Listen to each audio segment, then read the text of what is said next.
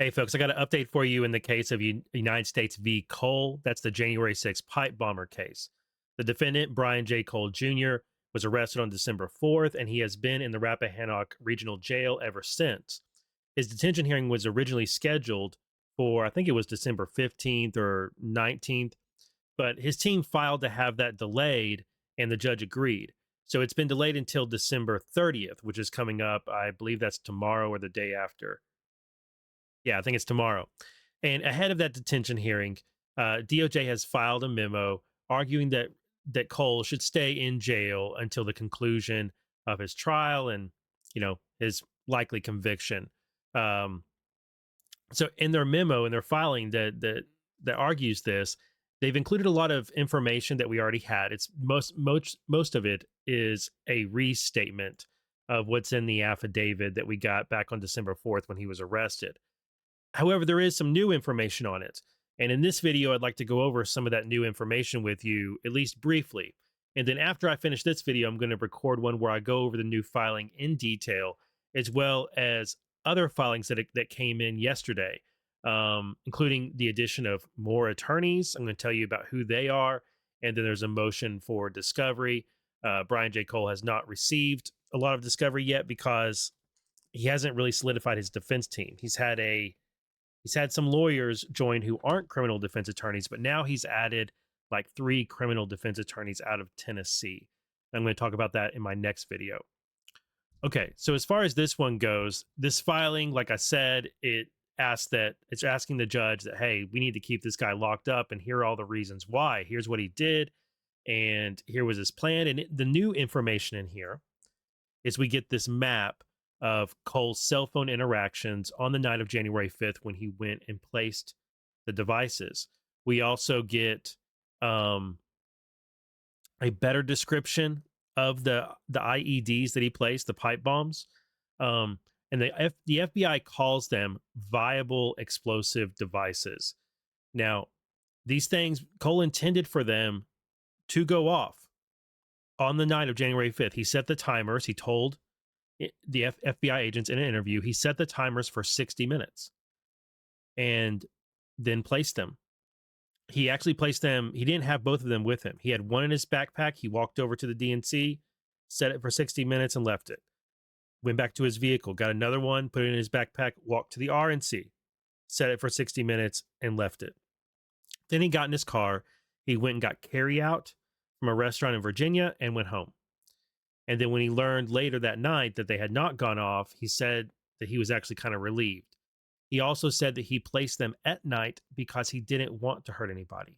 What he wanted to do was to hurt the political establishment, to do something, quote unquote, to both parties because they're in charge and he did not like them. And we'll get into that a little bit more in just a minute. But I wanted to point out that with these devices, the FBI calls them viable because all of the components are there for them to have worked. But they didn't work, thankfully. And they didn't work because Cole didn't ensure that they would work. In fact, he told investigators he never did any testing. He looked at YouTube videos and Reddit posts and other things in order to get the idea for how to make these things, but he had never tested them. We also did get a description of the homemade material he used that was supposed to be explosive in them. We get a spreadsheet of all the components, when they were purchased, how much of them were purchased, how many feet of them were purchased. And like I said, the date of those things and the source where he bought them from. We get a list of the tools, and one of the things that he appears not to have purchased is a voltmeter. And I'm pretty thankful for that because I think if he had purchased a voltmeter, he might have been able to figure out that these things weren't going to work and then might have corrected for that. We also learned in this a little bit more about his interview with the FBI post being arrested. And that's probably the most interesting bit of this new filing. Cole sat for 3 hours with FBI agents in the Washington field office after he had been arrested. And initially he denied having anything to do with this. But as they spoke to him and revealed to him piece by piece how much information they had, he switched and decided to fully admit to his involvement, his planning, and gave them detailed information into exactly what he had done. And he confirmed the evidence they had against him. So this guy, it's the stories that came out around December 4th, 5th about him meeting with investigators and telling them a bunch of stuff and that he confessed. Those things are true. He did confess. We also learned from this filing that Cole's Samsung device was wiped almost 1,000 times. He did a factory reset or a wipe of that phone almost 1,000 times between December 2020 and December 2025. And it looks like starting in July of 2022, he began doing it every day. And I'm not sure what was going on in July that might have prompted him to do that. I don't know if I'd have to look back and see if the FBI upped the reward or if some new piece of information came out around July of 2022, but something changed that made him start wiping it at least once per week, sometimes multiple times per day. He basically picked up a practice of doing this. Why he was doing it, we haven't learned yet. We might learn in the future, though. And one of the ways we might learn is that this entire thing, the entire interview with the FBI, was videotaped, video and audio recorded. So hopefully at some point we're going to get that entire thing. When the FBI arrested Cole and when they executed the search warrant on his vehicle and on his home, they found more bomb-making components. Cole Jr. spoke to the FBI for hours after his arrest, and during that interview, he did initially deny having anything to do with it, but like I said, he came around. He also told investigators that no one knows his political views, including his family, that he keeps it all to himself. And he gave some of these quotes that are included in here, which are going to, they're going to bait either side politically into reacting to them. But as we go forward, I think you'll see that this falls into Cole being, he doesn't fit. He doesn't fit into one side's narrative about J6, and neither do his actions. He said that he explained that after the 2020 election, that he felt like something was wrong. Stuff started happening, quote unquote. He began following the issue of the 2020 election closely on YouTube and Reddit, and he felt bewildered. That's his word. In his view, Cole Jr.'s view, if people feel that something as important as voting in the federal election is being tampered with, is being relegated null and void, then someone needs to speak up, right? Someone up top, just to at the very least calm things down, end quote. The defendant felt that people up top, including people on both sides, public figures, should not ignore people's grievances or call them conspiracy theorists, bad people, Nazis, or fascists. Instead, if people feel that their votes are just being thrown away, then at the very least, someone should address it. Those are quotes by the defendant. And people are going to try and shoehorn them into their own political narrative. I don't think they're going to fit very well. After approximately 2 hours, during which the defendant maintained that he had not placed the bombs, one of the interviewing agents asked the defendant if he wanted to end the interview. He responded saying, "Well, everything is just blank. This is a little too much for me to process." So at that point, agent showed Cole Jr. a still image from the surveillance footage of the person who planted the devices on January 5th, 2021. I don't know if it's one of the images we have seen, like this one or this one. I'm not sure. It might have been a better image. They might have shown him the most cleaned up, best image they had. And, instead of it being something grainy where he could be like, yeah, they can't tell that's me. It might have been something that was much better that we haven't seen. I don't know. I'm just guessing. But they showed him an image from the surveillance footage. And at first, Cole stated that he did not recognize the person and had not previously seen the video. Probably a lie, right? Agents, not that he didn't recognize, but he hadn't previously seen the video. I don't believe him that he hadn't previously seen these surveillance videos. Agents reminded Cole that lying to them was an additional charge. And according to this new filing, Cole then paused for approximately 15 seconds, placed his head down the table, and said yes. He acknowledged that he did recognize the person in the surveillance footage. At that point, agents advised Cole Jr. that they could continue the interview or they could end it and transport him to the courthouse for his initial appearance and then start the process of him being put in jail and waiting for attorneys and all of that.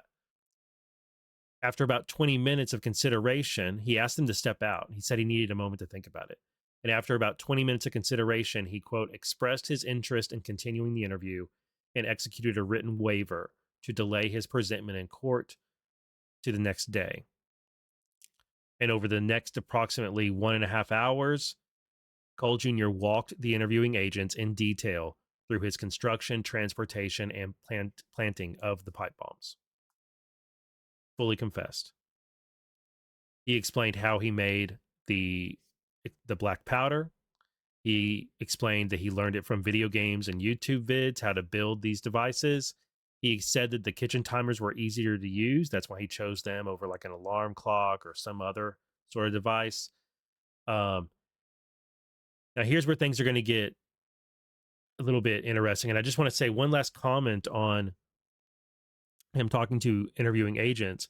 Cole works in a bail bonds business, his family's bail bond business, doing data entry. And his parents' bail bond business is multi-state. And I don't know if it's primarily in Tennessee, but I know that it has many, many offices in Tennessee and that they have deep roots to the, I guess, law world, criminal defense world, and bonding business in the state of Tennessee. But they also operate here in Virginia. And it's interesting to me that Cole, his family, being so involved with criminal defendants and their bonding and all these things and working with lawyers, that Cole even was willing to talk to agents. And I don't know exactly what that speaks to. I don't know if that speaks to him not understanding the position he's in, or if him actually wanting to get all this out. He's been holding it in ever since when he did it. He never told anybody about what he had done. I'm not sure exactly what that speaks to, but I do think it's very interesting that you would expect someone that's in that job and in a family that runs a bail bonds business, you would think that they would know as soon as the cuffs go on, you shut up. Period. But that's not at all what he did. I just find that notable. All right. Here's where things start to fly in the face very firmly of many narratives about both who this guy is and the pipe bombs and their purpose. The defendant stated that he assembled the devices in the hours before he drove to DC. Eventually, he admitted that he did not go to DC to attend a protest, but in fact traveled there to plant the devices. What this means is that he wasn't part of the MAGA crowd or the BLM crowd or the Antifa crowd or anything like that. This wasn't a person who was trying to advance one political narrative or one political side's objectives on January 5th and January 6th. In fact, he later says this had nothing to do with January 6th. He got something, according to him, something snapped, and he wanted to do something. And so just hours before he planted them, he put these things together. He had already bought the components. Over the course of a year and a half, he had been buying components for making devices like this.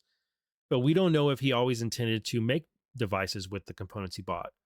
I mean, some of the components he's bought, many of us, including myself, have bought some of those components for other purposes, for just appliance repair or doing plumbing work or just whatever, right? Like that's why he was able to buy them on Amazon and Home Depot and Lowe's. Like these aren't components that are exclusive to building an IED. So he might have bought them, some of them initially, for some other purpose. We don't know that yet. But at some point, he switched to thinking of building these things. It doesn't tell us exactly when that switch happened, where he went from where he decided he was going to build devices like this. What was that first moment? You know, like if you think about like an arsonist, what was that first time where the arsonist decided, I'm going to go do it myself? Where it went from fascination of being an observer, uh, having a fetish or a keen interest in fire. When's the moment where they switch to, I'm going to go and create it and actually commit a crime, right? We don't know when that moment was for Cole, where his thinking about it changed and he got the urge to actually take steps towards doing this. But we do know that he had not assembled the devices in the weeks before. He wasn't part of some organization or some group that was planning such a thing. He got triggered by something. And on January 5th, decided to put all these things together and go to DC and plant them. He set the timers for 60 minutes. And then he went to the RNC and the DNC. And then he left and he got carry out on his way home. According to the defendant, he was not really thinking about how people would react to the bombs. Although he hoped there would be news about it. The defendant said that he had not tested them before planting them. And the fact they didn't work, I mean, I'm glad he didn't test them. He claimed that when he learned that the devices did not detonate, he was, quote, pretty relieved, and asserted that he placed the devices at night because he did not want to kill people. After he saw the stills and the surveillance footage of himself planting the devices, he trashed the leftover materials. He told agents he did not tell anyone about the pipe bombs before planting them or in the year since.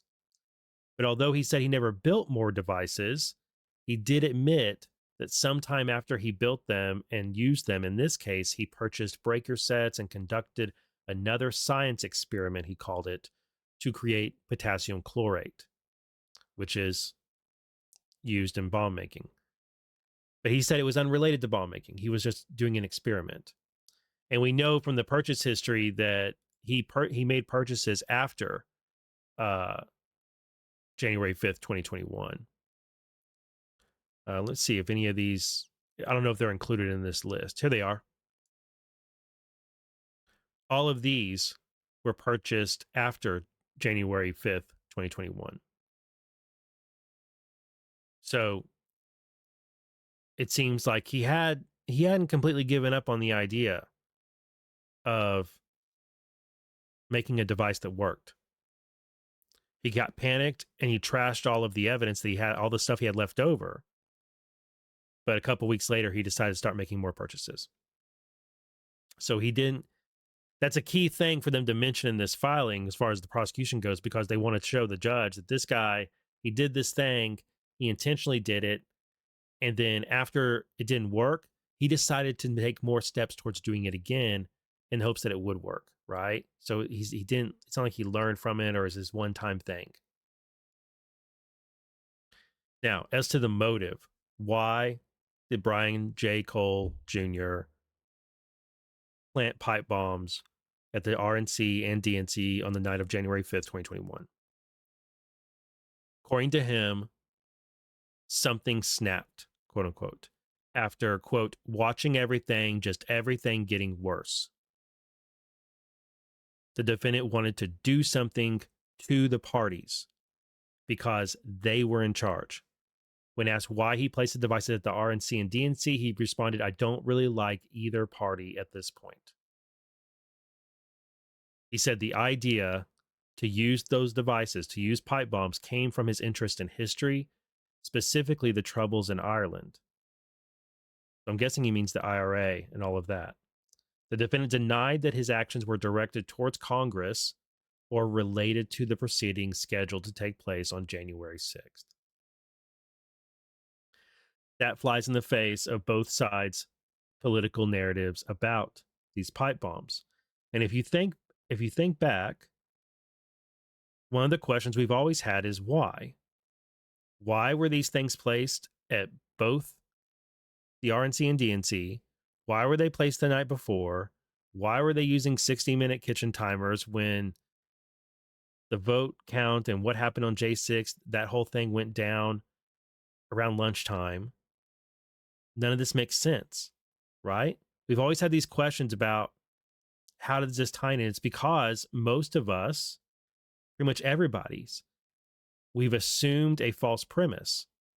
And that false premise was that somehow these pipe bombs connected to J6, that somehow they had something to do with J6, but they don't.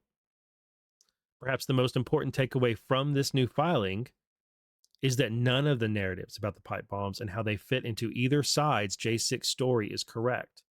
It wasn't a Fed op, and it also wasn't an unhinged MAGA supporter or any other half-baked conspiracy theory that we've read or heard over these past 5 years.